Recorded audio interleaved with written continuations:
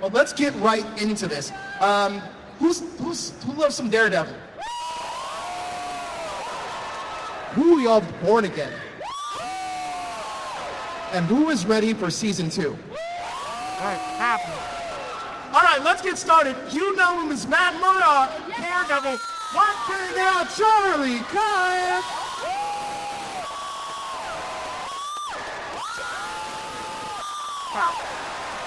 Great seeing you, sir. All right, you know him as Wilson Fisk. He is the mayor of New York, Mr. Vincent D'Onofrio.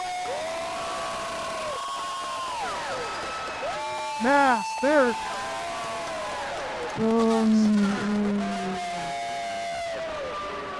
The next person is one of my favorite characters, probably the moral compass of Matt Murdock. Let's bring up Eldon Henson. You know.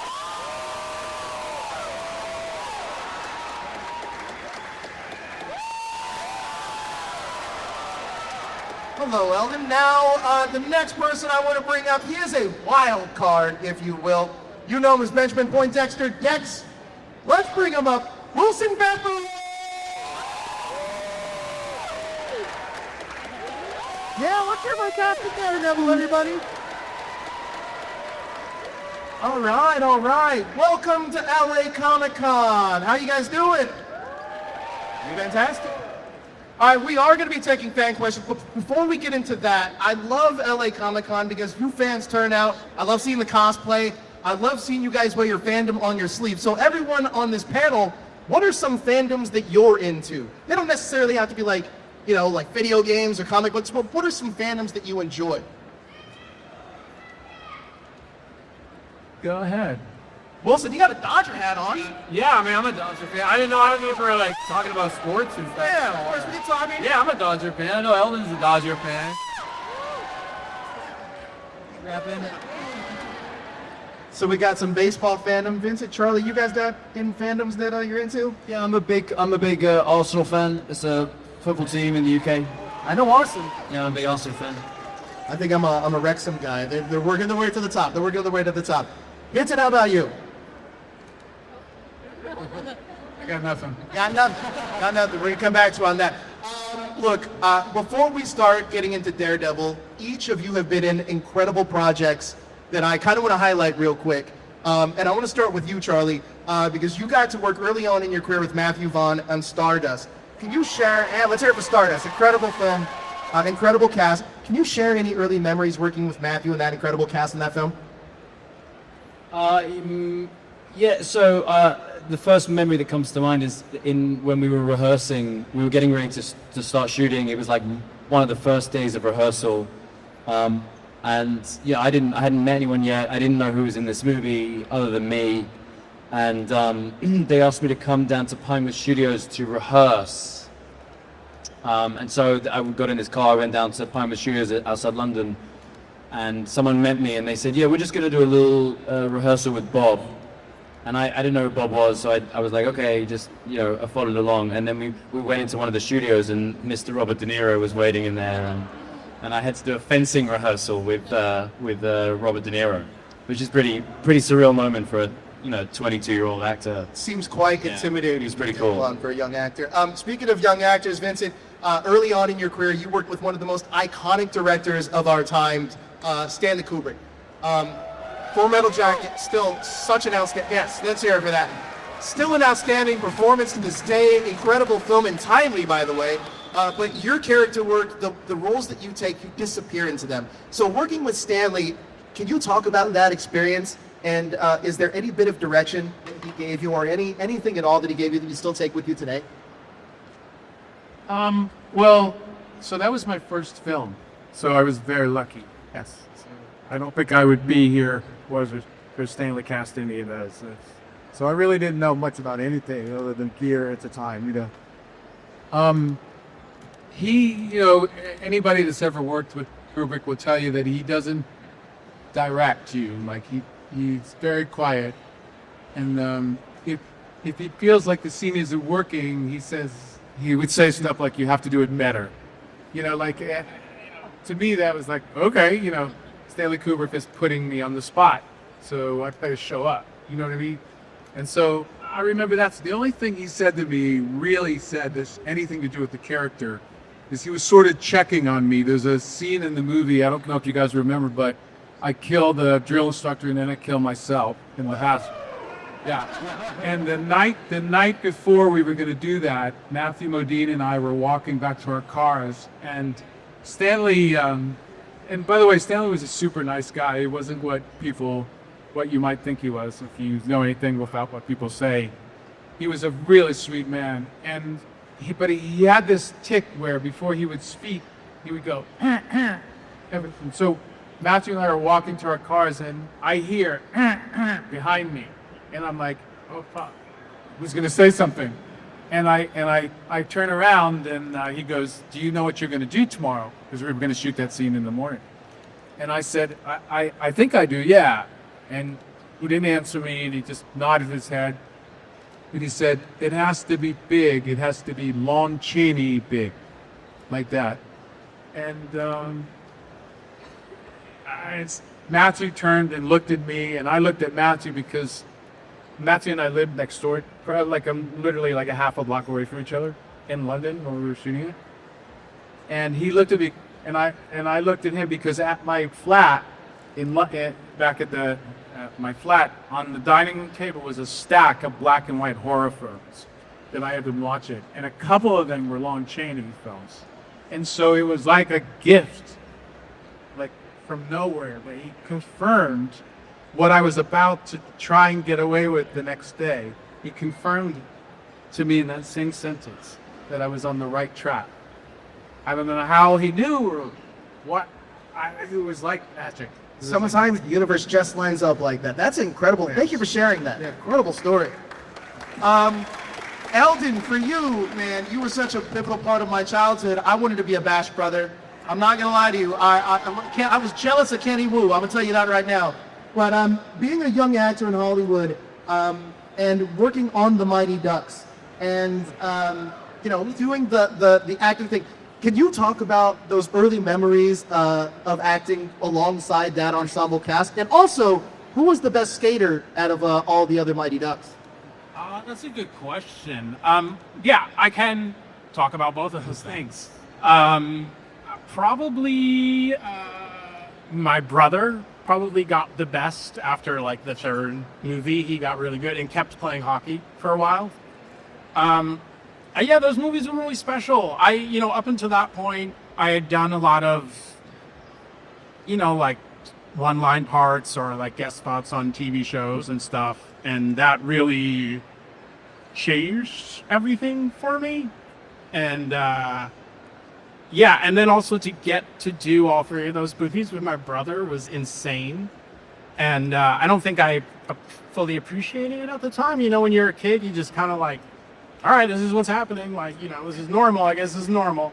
But yeah, and it's funny, to this day, most of what people want signed is Mighty Duck style.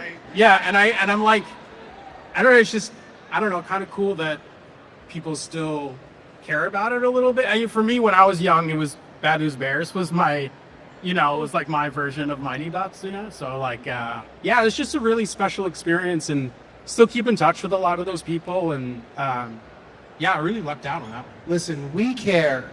We absolutely care about the Mighty Ducks. For me, Mighty Ducks 2, D2, is my version of Rocky 4.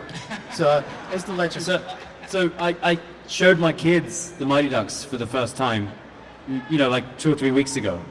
And, it's like, it was my generation, so I'm interested to know.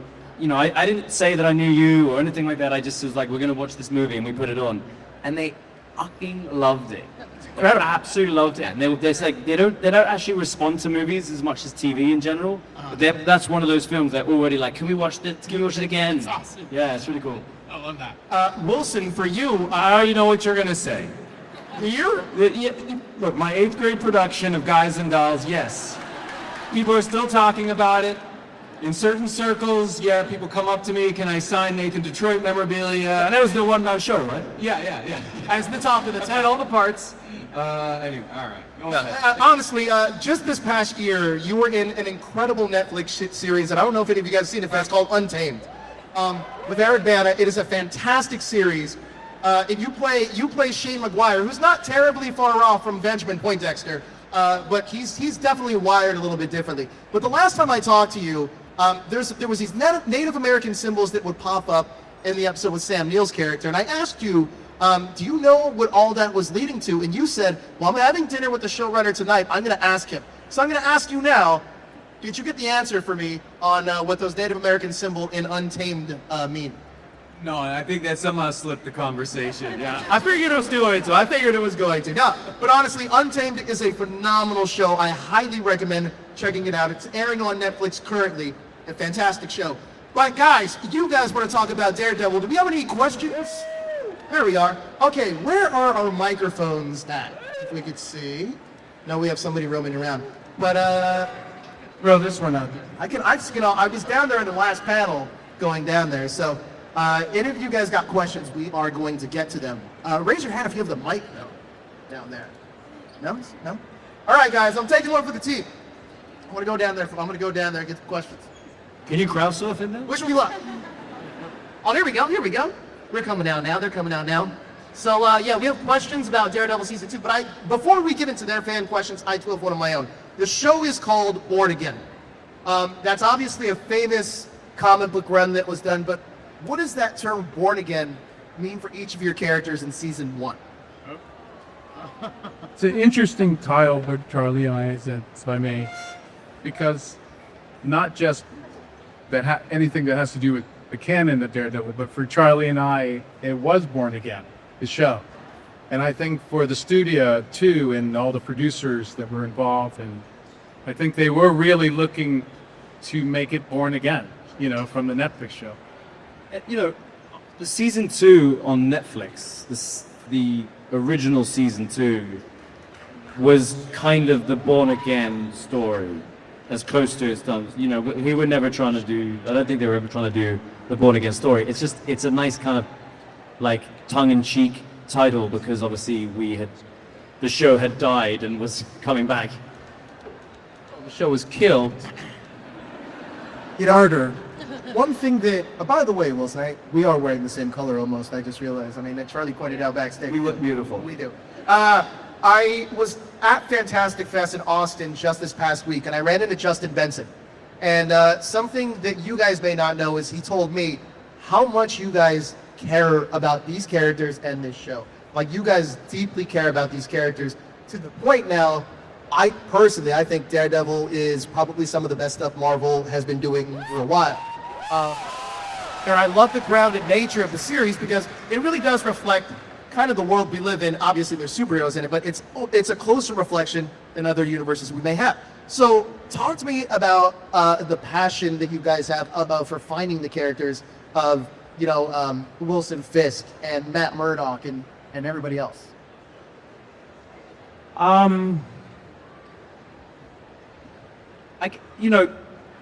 This is by far the longest job that I've ever had. And with any job I've ever done as an actor, I always, throw myself into it as much as I can. I really want to get to know the character. I really want to kind of understand, the tone of the piece and, just deliver as authentic and truthful and fun performance as possible with any character. So when you take that, I guess you'd call that, that's passion for my work. It's commitment, I guess, those kind of things. And when you take that and then you add 10 years to it, every time we come back to do another season, we're just doubling down on that passion that you referred to. So then on top of that, when we're not filming or on our weekends, we get to come to, Comic-Cons like this and meet the fans and hear what they have to say and how many people express to us how important these characters are or how important the show is to them or what it's meant for them in their lives. What's really cool is like we're meeting adults who love this show who were children when they first watched it. Do you know what I mean? And it really was like impactful for them in a period of their lives when they were growing up and leaving high school and going to college and this kind of stuff. So, and that, you know, that also kind of spurs us on to continue to try and do the best work we can. So, yeah. It's Also, a lot happened when we were shooting it. When we started shooting Board Game, you know, Charlie and I, from the very beginning, and Charlie and I are friends, and we communicate all the time. Not just because we like each other, but because we want the show to be the best it can. And we had many conversations about the fact that we were on a train that we felt we needed to stop. And it was a big decision to make for us to be truthful with the studio and with our bosses and the producers. It wasn't something that we did just for the hell of it. We knew what we were doing. It was a big deal to stop a train that's moving fast, and it's a very expensive train. And so we started, basically our plan was to just give notes. We would talk about it. We were in on each of our own notes. We would share emails and send group emails, and none of it was working. They weren't taking us seriously. And then we finally got the ear of who we needed to get the ear of. And we were so lucky. Unfortunately, it wasn't as lucky for other people, but the actors went on strike. And when that happened, our bosses, the guys who run the studio, were allowed to look at the 6 we had shot. And that's when we started all over again. And there's one thing conspicuously missing from the 6 episodes they shot, and that was Eldon Henson and Wilson Detmer. True. I mean, he with the glue. It turns out you guys get glue. Yeah. I mean, it's one of the things, it was one of our first notes, if not our first note. In fact, I remember in this state, we got pitched the show at a table, and we were like, where's the rest of the cast?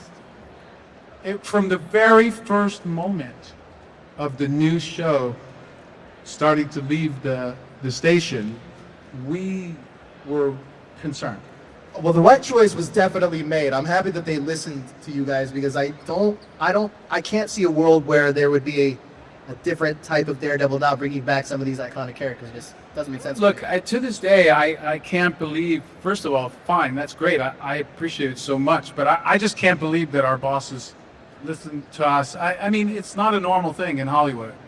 You know, they're the bosses, it's their job. We're there to service the story. That's our job. That's all we do, is actors service stories. That's what we do. It's not our job to turn around something. And the fact that these guys at Marvel were so cool enough to listen to us and actually take us seriously, I'll never forget that move that they made. It's just fantastic. Wow, that's incredible. Thank you for sharing. Thanks, Pat. Guys, I know you have questions. I know we have microphones floating, so let's throw them out there. First question. Oh, well, you want me to point? We're right here, right next to you. Hi. I just want to say I'm actually a huge Heart of Dixie fan, and Wilson, you're my favorite character, so thank you for my comfort show. With that, I wanted to ask, was there a project that you guys worked on where you felt like this was a turning point in your career? Like, was there a moment where you're like, oh, this is my big break? That 8th grade production, Guys and Dolls, I knew I was a star.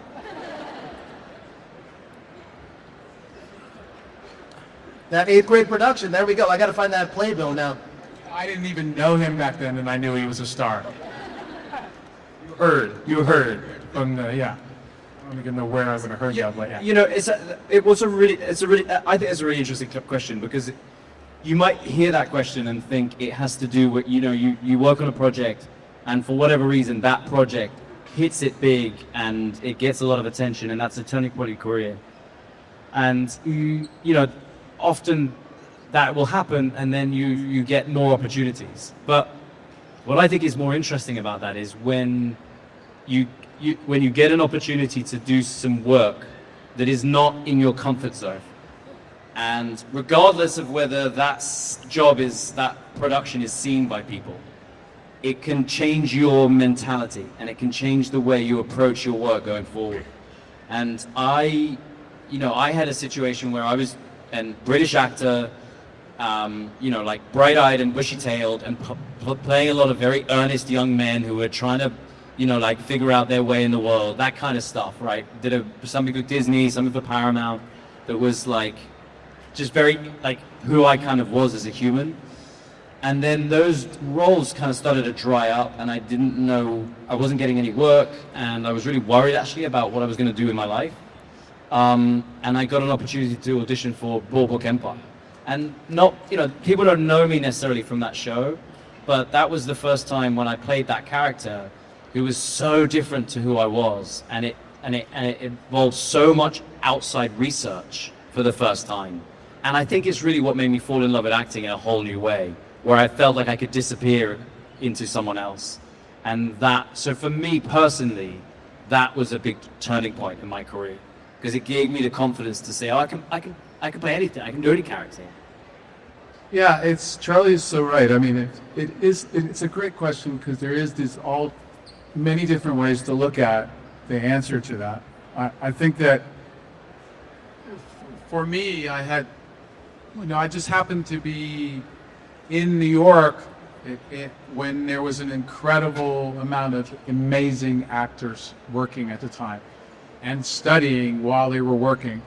And so somehow, some way, I don't even know how it happened, I got in some of those circles and was basically given a helping hand by so many people that started working before me.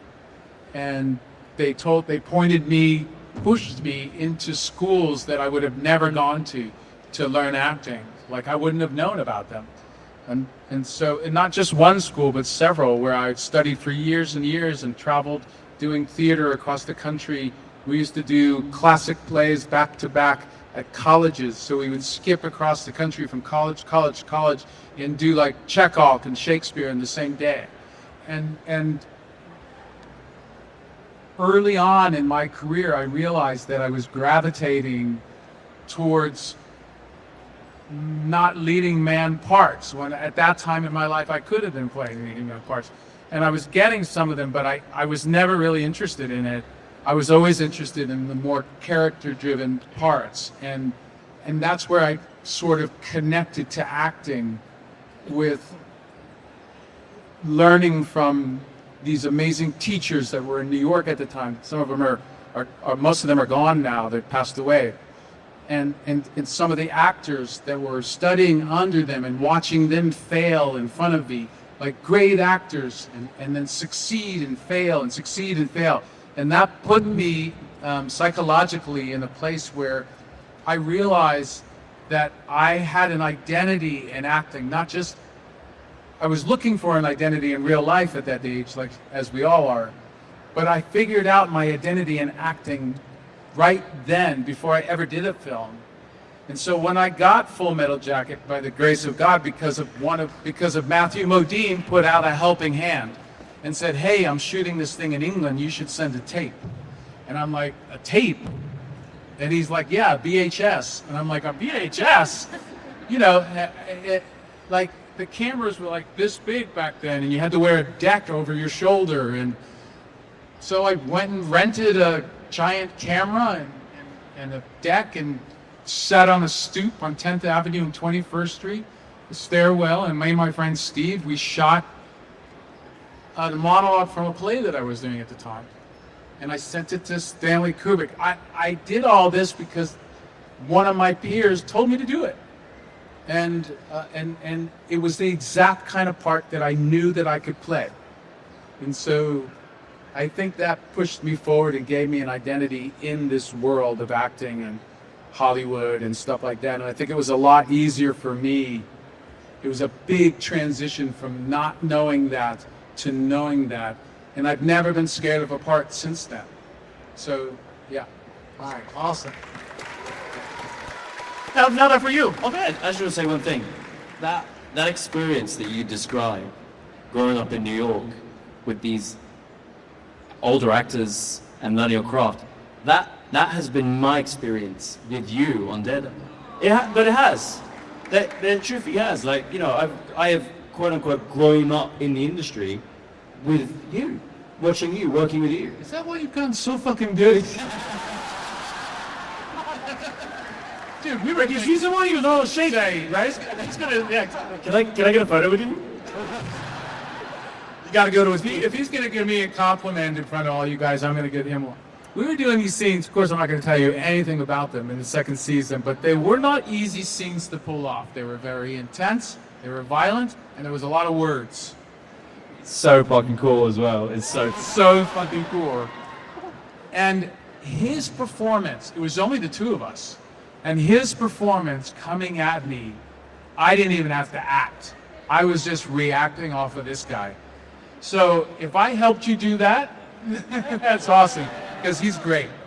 I love hearing stories like that. Incredibly. Alden, how about for you? What was the moment with you? It's kind of hard to say. I mean, I think it wasn't even really a job. So when I was young, I had this friend named Lewis, whose father, Nick Castle, was a writer and a director, and actually, fun fact, he was the guy who played the original guy in the mask in the original Halloween movie. And Lewis was like my best friend. I remember I'd go over there and spend the night all the time. And at night, he would tell Lewis a story. And they had all these characters, and Lewis would just pick characters, and he would make up these long, elaborate stories on the spot. And it was like a moment for me where I was like, whoa, like, this is about storytelling, and it can be anything, right? Like, when I first started acting, it was like because my parents put me into it. Like, I don't remember having like a desire to be an actor, and that moment was like, well, there's something more to this than just like getting to get out of school, or you know what I mean? Like it changed something in me, and like all of a sudden I started like seeking out movies and like different stories, and like I love stories that are like about familiar things set like in an unfamiliar world, you know? And like once I kind of discovered that, like I was just obsessed, you know, just like nonstop watching movies, and you know what I mean? Like my Uncle Johnny and his roommate David was like right when HBO first came out, and he would record like everything, and he had hundreds and hundreds of movies, and they were all categorized on his little note cards. And I loved going over there because I would just spend all day like watching movie after movie after movie after movie, and like, yeah, I think it was the first time I started thinking about things from like a storytelling standpoint as opposed to just like an actor and like what's going on with my character and stuff. Love that. Put your hands up. Let's see those. If you guys got questions. Hold those mics. There we go. Let's get this dude in the hat right here. Right? Yeah, there we go. Hi guys. My question is, other than the characters you guys play in Marvel, for all four of you guys, what is the other character, like any character in the Marvel Cinematic Universe, who would you like to play and why? It's a silly question, but yeah. Like outside of characters they've already played. Have to be in the Marvel Universe? Man, Swamp Thing I've heard is something that you want to play. It's the one I want to play, but that's, you know, that's the other company. I mean, I'd love to see it. Probably Spider-Man. That looks like a lot of fun. I think I'd age out of that. Charlie Eldon, what do you got? I'm about to get Bullseye and go. We could do like a Freaky Friday the Daredevil episode. What are these horns? Eldon, you got a Marvel character that besides Foggy you like to play? I don't know. I really like the Guardians of the Galaxy. Let's see. Maybe something from that. I love it. Vincent, I actually want to ask you about this Swamp Thing thing. I also grew up a big Swamp Thing fan. I think Alan Moore's run was iconic, absolutely amazing. What is it about that character that you want to sink your teeth into? I've always been attracted to people that are broken, and he's like broken. He's not only heartbroken, but his whole life broken to a million pieces.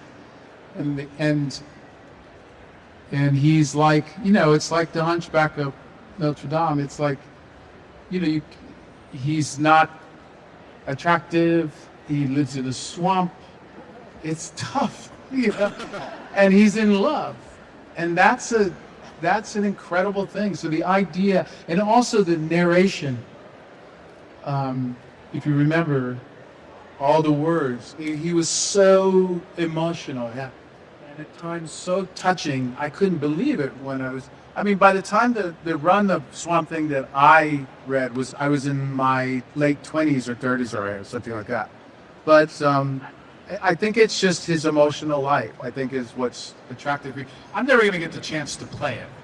I wouldn't say that. No, The never. problem is that Vincent never got cast as Swamp Thing. Vincent being Vincent, 6 months before shooting was supposed to start, he would lodge himself in a swamp somewhere.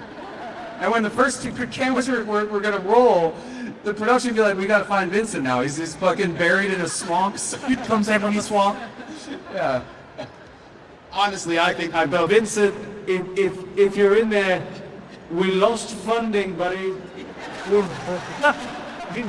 We need you to come home now. All right, let's take another question. We have one over here. Purple man, purple man. Purple man. The guy with there we go. Hi, good afternoon. Hello? So this is kind of a two-parter, but would you prefer to see Matt Murdock or Frank Castle in the real world doing their form of justice? Okay, so the question was, Half of your sentence I didn't. would you rather see Matt Murdock or Frank Castle doing their type of justice in the real world? Is that correct? That was the question. That's a rough one. I think there are probably children in the audience. I don't think in real life that form of justice should be engaged upon in any way, shape or form. It is strictly a fictionalized, over-the-top version. Yes. I think if you were the Matt Murdock's form of justice, through the judicial branch of government should be. There's sometimes on our set, if you were on our set with us and you looked around, you would not want to be living in that world. Yeah, it's nasty and violent and hardcore, and it's just, entertainment.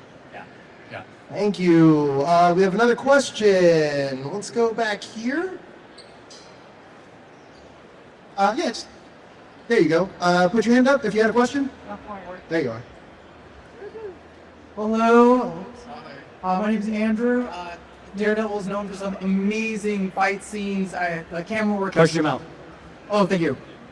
Is known for some amazing fight scenes. The choreograph is spectacular. I just want to know, what goes through your guys' minds trying to do that dance, but also with the camera.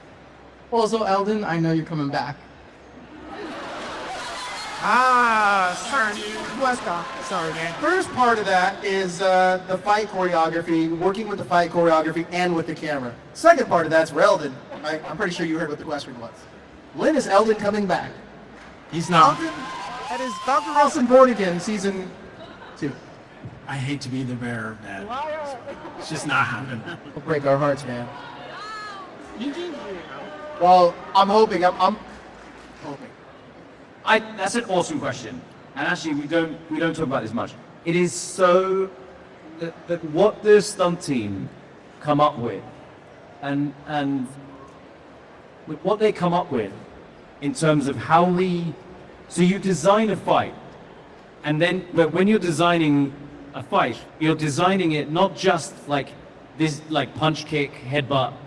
It's also you're designing how to tell that story with the camera, and there is some stuff that we do which is so technical, and it almost, part of the identity of our show is as much of the stunts as we can do is practical. So it's not CGI. We are doing that stuff. And, sometimes it's us, sometimes it's a stunt double. I actually shot Eldon. This is true. But we did a shot where this is just one example. Yeah, it's in the past.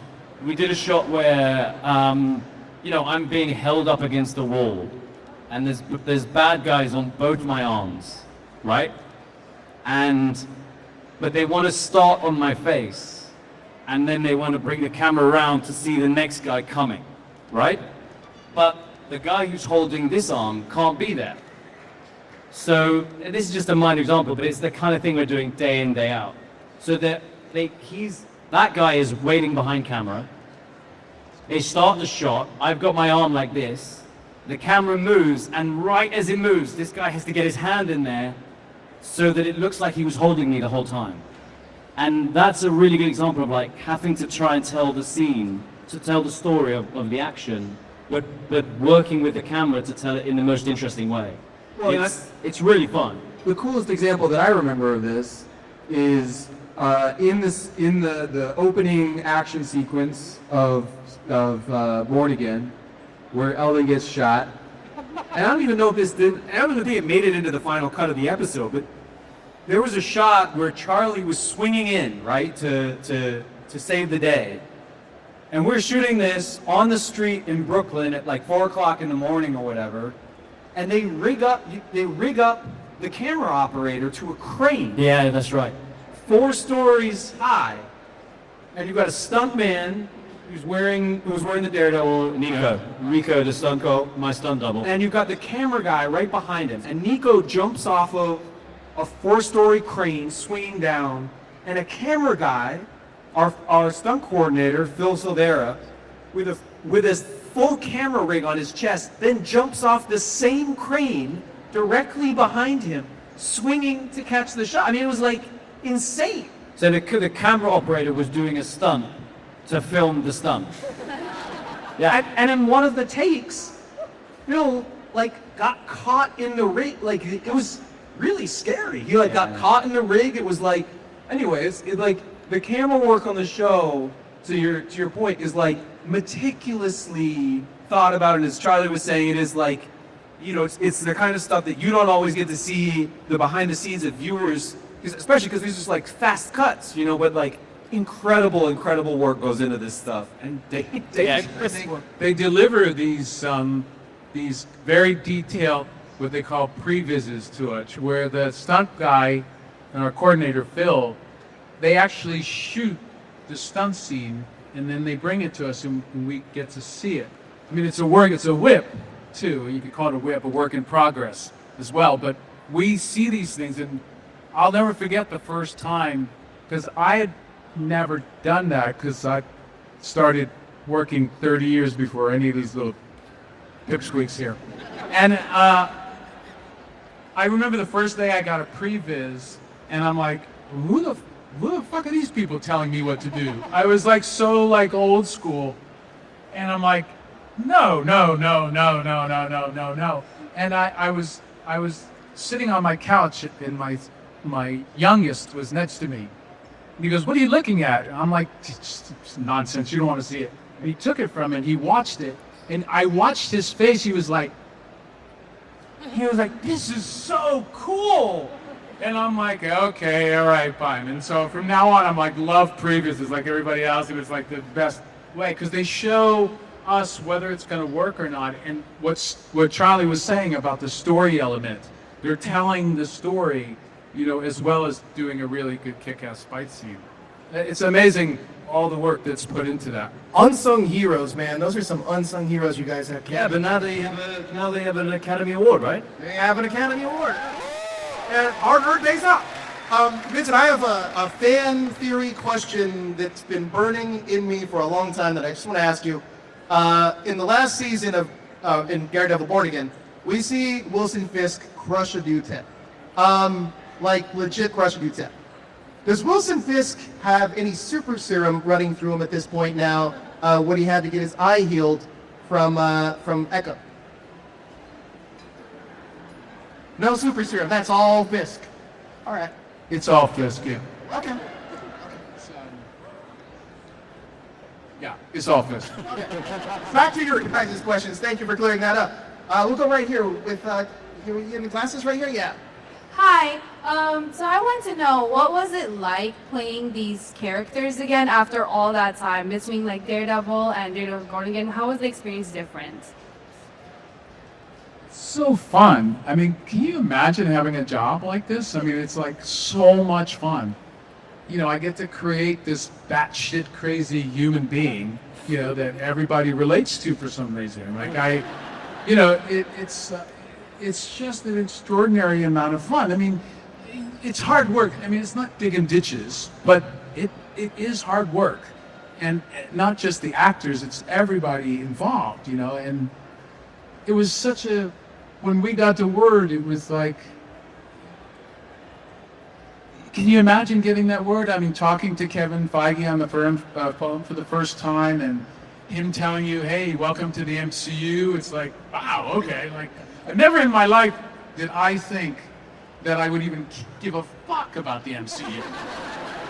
And now it's like, wow, this is fucking great.